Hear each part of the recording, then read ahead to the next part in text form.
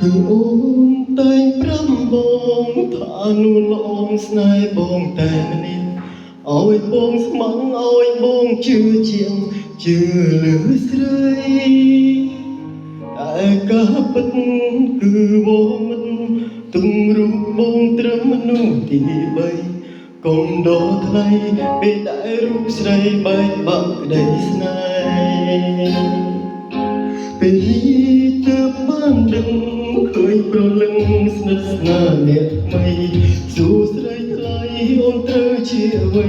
ជាមួយនឹងគេអូនប្រាប់ថាជាសង្សារជាមនុស្សប្រុងដែលអូនសែនស្នេហ៍តើដឹងទេថាបេះដូងបងនេះឈឺប៉ុណ្ណាបើអូនមិនស្រឡាញ់តើចាំបាច់ឲ្យធ្វើជាអាណិតធ្វើបែបនេះចង់ឲ្យបងស្គាល់ចិត្តបងមិនព្រោះជឿពីស្នួនបានត្រឹមជាអ្នកទី3ឬមួយស្រីមិនអាណិតចិត្តបងមិនស្រឡាញ់គួរអូនបានប្រាប់ពីដងបងឬមួយស្នួនទុំបងក្រំជាអ្នកជំនុំ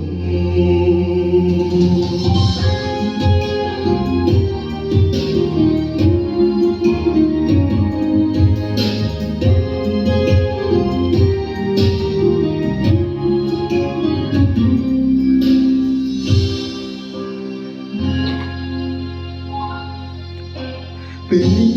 ទើបបានដឹងឃើញប្រលឹងស្និទ្ធស្នាលអ្នកថ្មីសួស្ដីថ្លៃអូនត្រូវជាអ្វីជាមួយនឹងគេ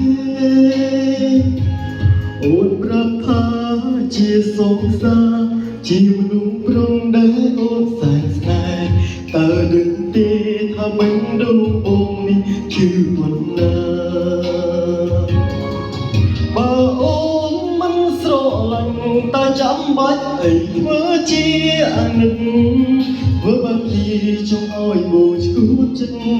បងមិនព្រោះជឿពីស្នួន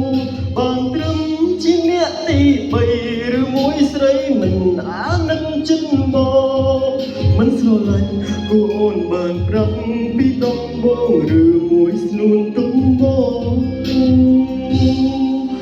ក្រំជាអ្នកជំនុំបើអូនមិនស្រឡាញ់តើចាំបាច់ឲ្យធ្វើជាអាណិត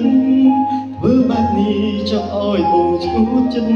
បងមិនព្រោះជឿពីស្នួនបានត្រឹមជាអ្នកទី3ឬមួយស្រីមិនអាណិតចិត្តបងមិនស្រឡាញ់គួរអូនបានប្រាប់ពីដងបងឬមួយស្នួនទុំបងក្រំជាអ្នកជំ